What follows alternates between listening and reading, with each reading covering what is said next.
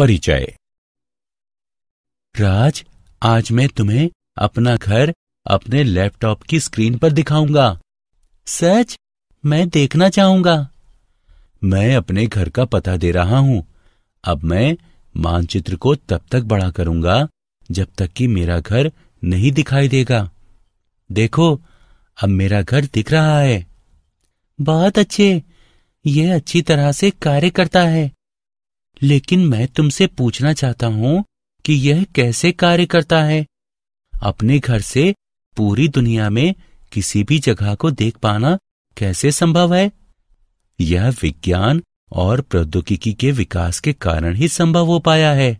यह उपग्रह संचार के सिद्धांत पर कार्य करता है। उपग्रह पृथ्वी के आंकड़ों को स्कैन करता है और नियमित समय अंतराल पर इससे पृथ्वी को प्रेषित करता है। अब तुम्हें एक एसएमएस मिला। यह संचार प्रणाली का एक अन्य उदाहरण है।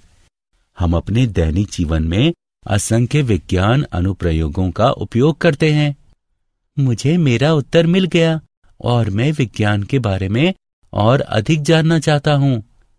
ठीक है, आज हम विज्ञान और भौतिक दुनिया के विषय में और अध्ययन करेंगे। उद्देश्य। इस पाठ के अंत में आप निम्न करने में सक्षम हो जाएंगे: विज्ञान और भौतिकी को परिभाषित करने में, भौतिकी के क्षेत्र और उत्साह को जानने में, भौतिकी की प्रौद्योगिकी को समझने में, भौतिकी के समाज के बारे में जानने में, प्रकृति में मूलभूत बलों का विश्लेषण करने में, भौतिक नियमों की प्रकृति के बारे में जानने में। विज्ञान। विज्ञान का अर्थ है जानना।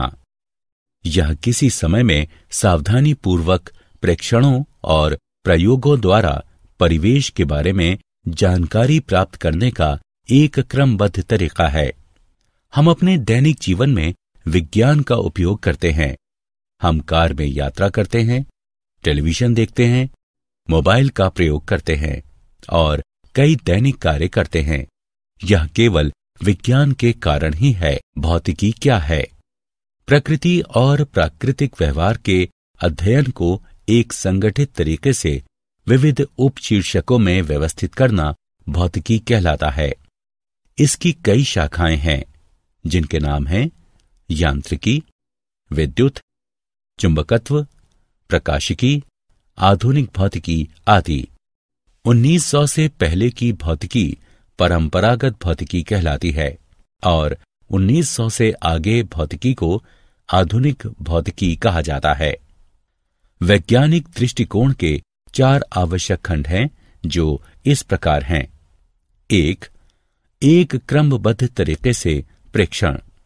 2 परिकल्पना करना। 3 परिकल्पना का विश्लेषण करना। 4 प्रस्तावित सिद्धांत को संशोधित करना। यह दृष्टिकोण सदैव समस्याओं को वैज्ञानिक तरीके से हल करता है। भौतिकी का क्षेत्र एवं उत्साह। किसी व्यक्ति के चलने से लेकर हजारों किलोमीटर दूर संप्रेषण तक भौतिकी का बहुत व्यापक क्षेत्र है। सामान्यतः भौतिकी को 2 भागों में विभक्त किया गया है: स्थूलदर्शीय। स्थूलदर्शीय पैमाना लंबाई का वो पैमाना है जिस पर वस्तुओं या प्रक्रियाओं का आकार ऐसा होता है जो नग्न आंखों द्वारा माप योग्य और अवलोकन योग्य होती हैं। सूक्ष्मदर्शीय। सूक्ष्मदर्शीय पैमाना आकार या लंबाई का वह पैमाना होता है जिसका उपयोग ऐसी वस्तुओं की व्याख्या करने के लिए किया जाता है जिन्हें नग्न आंखों द्वारा आसानी से देखा नहीं जा सकता और जिन्हें स्पष्ट रूप से देखने के लिए किसी लेंस या सूक्ष्मदर्शी की जरूरत होती है। भौतिकी ब्रह्मांड की पूर्ण समझ तक पहुंचने का प्रयास करती है। ये ऐसे मूल कणों का पता लगाने की कोशिश करती है जो उन द्रव्य बलों का निर्माण करते हैं जो ऊर्जा के व्यवहार और विविध रूपों को निर्देशित करते हैं। भौतिकी की प्रौद्योगिकी। नाभिक और इसमें सन्निहित ऊर्जा का विचार हमें अपार ऊर्जा उत्पन्न करने में सक्षम बनाती है। डिजिटल तकनीक के अध्ययन ने हमें एक कंप्यूटर बनाने में सक्षम बनाया जो कम समय में प्रक्रिया करता है। कर्नाटक द्वारा सैद्धांतिक चक्रीय उत्क्रमणीय प्रक्रिया के विकास से हमें एक इंजन, रेफ्रिजरेटर, एयर कंडीशनर आदि को समझने का मौका मिला। विद्युत चुंबकत्व तरंगों और संचरण के अध्ययन ने संचार प्रणाली को डिजाइन करने में हमारी सहायता की। उपग्रहों के प्रक्षेपण से हम संपदा के बारे में जानने के लिए पृथ्वी की परतों को समझने में समर्थ हुए और संचार सुविधाओं को उन्नत करने के अतिरिक्त अपने सौर परिवार से आगे जाने में सफल हुए। भौतिकी का समाज। भौतिकी आधारित तकनीक के द्वारा हमारे समाज को बहुत अधिक लाभ मिला है। दृष्टि सुधार के लिए प्रयुक्त लेंस, यातायात के तरीके, सस्ती संचार व्यवस्था, मौसम की भविष्यवाणी, ये सभी प्रगति के कुछ ऐसे आयाम हैं जो भौतिकी के कारण संभव हो पाए हैं। लेकिन साथ ही इसने विनाश के हथियार भी दिए हैं। मिसाइल, परमाणु बम, हाइड्रोजन बम सेकंड के एक भाग में ही अकल्पनीय विनाश कर सकते हैं। प्रकृति में मूलभूत बल। 4 मूलभूत बल हैं जिनके नाम इस प्रकार हैं: गुरुत्वीय बल, विद्युत चुंबकीय बल, शक्तिशाली नाभिकीय बल, दुर्बल नाभिकीय बल। गुरुत्वीय बल ब्रह्मांड में किन्हीं भी 2 वस्तुओं के बीच पाया जाता है। न्यूटन के अनुसार परस्पर आकर्षण बल द्रव्यमानों के गुणनफल के अनुक्रमानुपाती होता है और बीच की दूरी के वर्ग व्युत्क्रम अनुपाती होता है। यह स्थूलदर्शीय स्तर पर अहम भूमिका निभाता है और सभी बलों में सबसे दुर्बल होता है। विद्युत चुंबकीय बल आवेशों के एक युग्म के मध्य होता है। विद्युत और चुंबकीय बल अलग अलग नहीं होते। तुलना के लिए हम कह सकते हैं कि प्रोटॉनों के एक युग्म के मध्य विद्युत बल उसी दूरी पर उनके बीच गुरुत्वीय बल से 10⁻36 गुना होता है। शक्तिशाली नाभिकीय बल प्रोटॉनों और न्यूट्रॉनों को नाभिक में बांधे रखते हैं। यह सबसे शक्तिशाली बल होता है और प्रकृति में विद्युत चुंबकीय बल से 100 गुना होता है। दुर्बल नाभिकीय बल कुछ अन्योन्य क्रियाओं जैसे बीटा क्षय में पाए जाते हैं और यह 10⁻⁻15 मीटर की कोटि तक की दूरियों में पाया जाता है। भौतिक नियमों की प्रकृति। विभिन्न बलों शासित किसी भी भौतिक व्यवहार में कुछ राशियां समय के साथ बदल सकती हैं, जबकि कुछ भौतिक राशियां समय के साथ नियत रहती हैं। ये राशियां प्रकृति की संदक्षी राशियां हैं।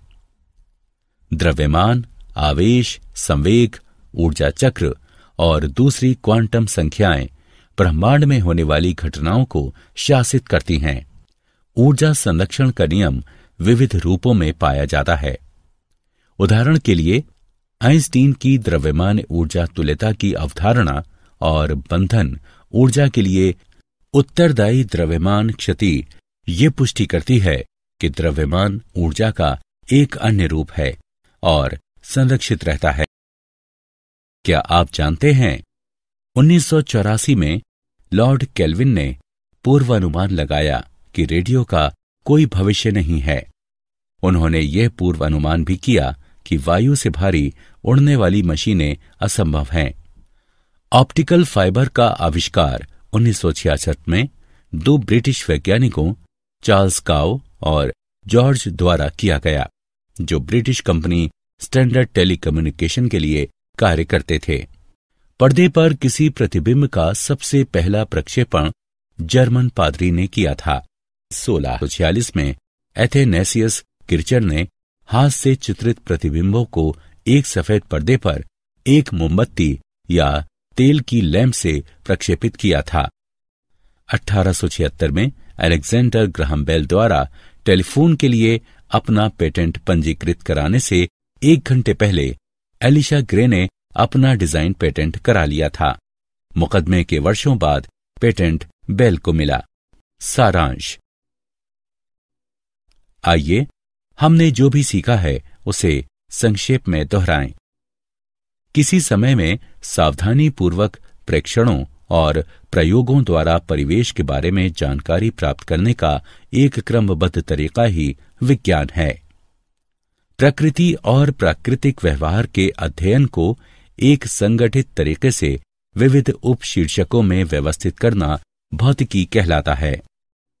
स्थूलदर्शीय पैमाना लंबाई का वह पैमाना है जिस पर वस्तुओं या प्रक्रियाओं का आकार ऐसा होता है जो नग्न आंखों द्वारा माप योग्य और अवलोकन योग्य होती हैं। सूक्ष्मदर्शीय पैमाना आकार या लंबाई का वह पैमाना होता है जिसका उपयोग ऐसी वस्तुओं की व्याख्या करने के लिए किया जाता है जिन्हें नग्न आंखों द्वारा आसानी से देखा नहीं जा सकता और जिन्हें स्पष्ट रूप से देखने के लिए किसी लेंस या सूक्ष्मदर्शी की जरूरत होती है। गुरुत्वीय बल ब्रह्मांड में किन्हीं भी दो वस्तुओं के बीच पाया जाता है। विद्युत चुंबकीय बल आवेशों के एक युग्म के मध्य होता है। शक्तिशाली नाभिकीय बल प्रोटॉनों और न्यूट्रॉनों को नाभिक में बांधे रखते हैं।